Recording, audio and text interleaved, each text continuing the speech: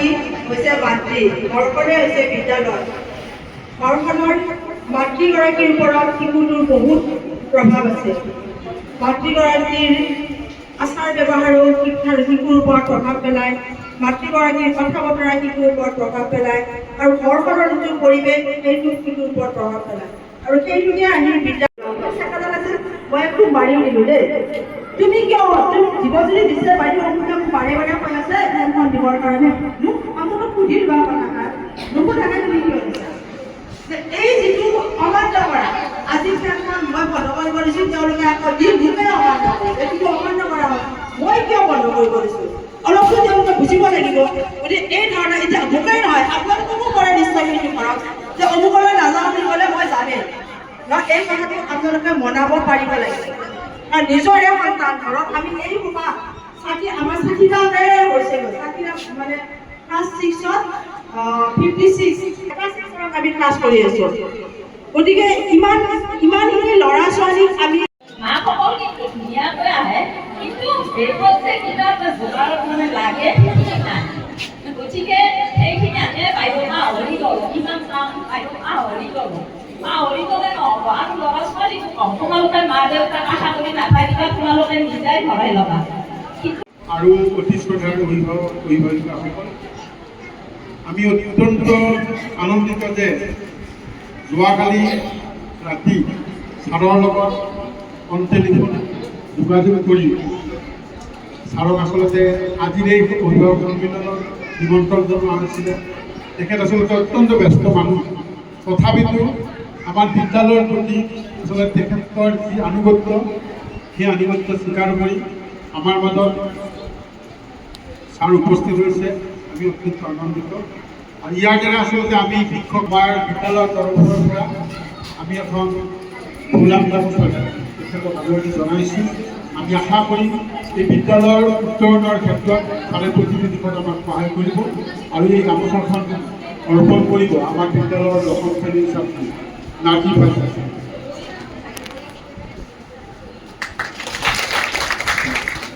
আৰু মই সভাপতি কৰিলে বা কিবা গালি পাৰিলে তেতিয়া সি কিন্তু ভিতৰতে কোচ খাই যায় ভয়তে,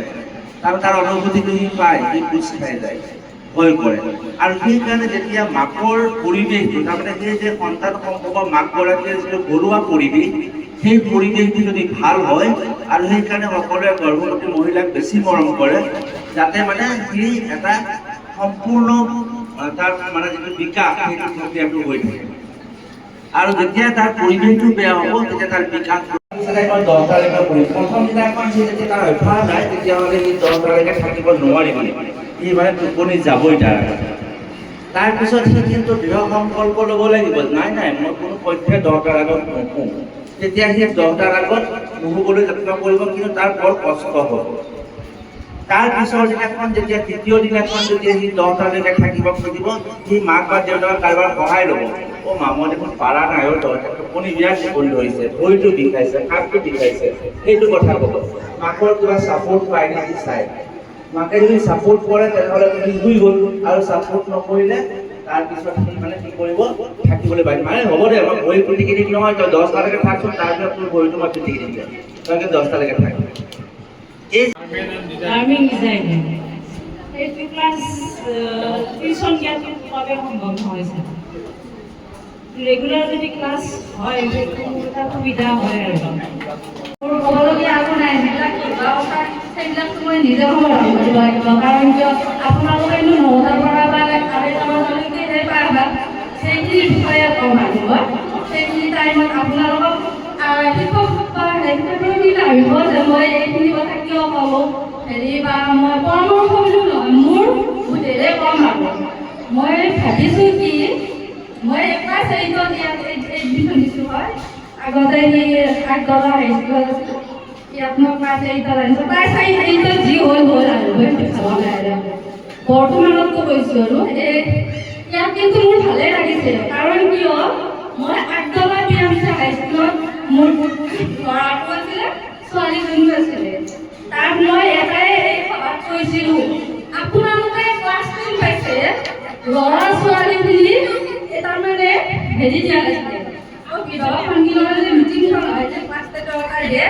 দিছিলে কিন্তু মই বদনাম কৰা নাই দেই মোক পাতিছে খুব ভাল লাগিছে কাৰণ কিয় জানেনে এবছৰ আৰু এক বছৰটো নাই আৰু কিমান মাহ পাম আৰু প্ৰথম ইউনিটেজ আৰম্ভ হোৱা নাই কিন্তু আপোনালোকে গাৰ্জেন দিছে খুব ধন্যবাদ দিয়াৰ বাবে আপোনালোকক মোৰ এইটো খুবেই ভাল লাগিছে বিশেষ মানে বেলেগ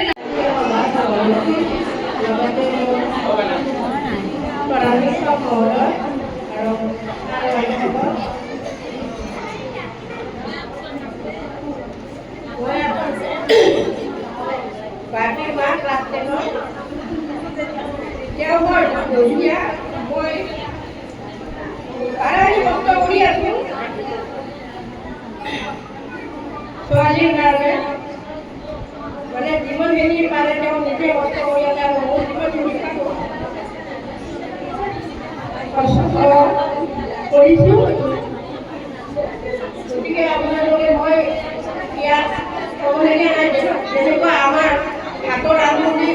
আঙুলিকেইটা সমান নহয় তেনেকুৱা ল'ৰা ছোৱালীও সমান নহয় বুলি মই ভাবোঁ গতিকে ক্লাছ 5ৰ পৰা টিউশ্যন দিলেও সকলো সমান নাপায় আৰু টিউশ্যন নিদিলেও সেইটো হৈছে নিজৰ ল'ৰা ছোৱালীবোৰৰ কথা আৰু এতিয়া পৰ্যন্ত হোমৱৰ্ক বোলা বস্তুটো কিছুমান দিলে ভাল পায় আৰু কিছুমানে বেয়া পায় মই বিশেষকৈ দিলে মই ভাল পাওঁ এইখিনিয়ে ক'বলগীয়া কথা যিখিনি মানে ছোৱালীজনীয়ে আগবাঢ়িব বিচাৰিছে সেইখিনিয়ে যাতে পাৰে আৰু ময়ো চেষ্টা কৰি আছোঁ আপোনালোকে আশীৰ্বাদ দিয়ে আৰু মোক সকলোৱে উপস্থিত অভিভাৱক মোৰ নমস্কাৰ জনাইছোঁ সকলোকে ভাল লাগিছে আপোনালোক যে আজি নিজৰ কাম সময় খৰচ কৰি ধুনীয়াকৈ আহিছে বহুত ভাল লাগিছে আৰু আপোনালোকৰ আগ্ৰহ আছে ল'ৰা ছোৱালীৰ পৰীক্ষাৰ প্ৰতি সেইটো বুজা গৈছে মই নতুনকৈ আহিছোঁ পৰিচয়টো দি লওঁ ন মোৰ নাম মানসী বৰুৱা বেজেৰাৰ জীয়ৰী মাজগাঁৱৰ বোৱাৰী তাৰপিছত আৰু ভাল লাগিছে মোৰো স্কুলখনত আহি মই সুকীয়া পৰিৱেশ পাইছোঁ আগৰ তুলনাত যথেষ্টখিনি ভাল লাগিছে লগতে ল'ৰা ছোৱালীখিনিও মানে যথেষ্ট আগৰণুৱা সিহঁত শিক্ষাতে হওক বা অন্যান্য কাৰ্যসূচীৰ প্ৰতি সিহঁত আগৰণুৱা ছাৰ বাইদেউসকলে যথেষ্ট কষ্ট কৰে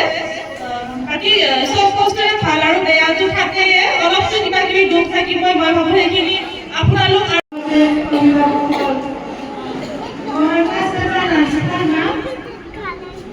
বহুত ভাল লাগে ছোৱালীজনী বহুত ভাল ক্লাছ 4ৰ নুৰিও মান হয় তেওঁলোক দুজনী খুব ভালকৈ পঢ়ে খুব ভাল কথা হ'ল ক্লাছ 10ৰ অভিভাৱক হিচাপে মই কৈছোঁ তেওঁলোকৰ ছাত্ৰ-ছাত্ৰীকেইজনে ক'ৰবাত আগতে শেষ কৰি দিয়ে তাৰ কাৰণে মই ছাৰ-বাইদেউসকলক অনুৰোধ কৰিছোঁ প্ৰথমে ভগৱানক কাটিছোঁ তাৰপিছত শিক্ষকসকলক কাটিছোঁ তাৰপিছত আমি আছোঁ তেওঁলোকে যাতে তেওঁলোকৰ ভুল বুদ্ধিখিনি ভালদৰে শুধৰাই দি আগবঢ়াই লৈ যায় তেওঁলোকৰ বহি প্ৰতিখিনি যাতে ভালদৰে নিখুঁতভাৱে চায় সেইখিনি মই তেওঁলোকৰ ওচৰত অনুৰোধ কৰিছোঁ এইখিনি মই ক'বলগীয়া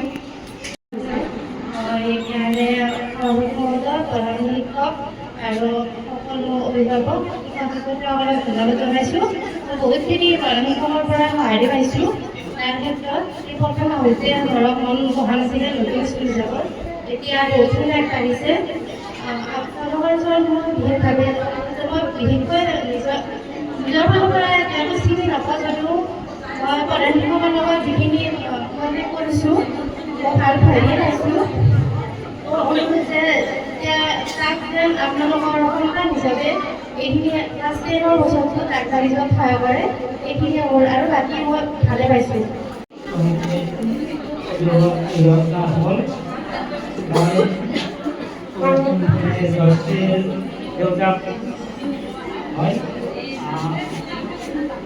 এইসকলক আজি অভিভাৱক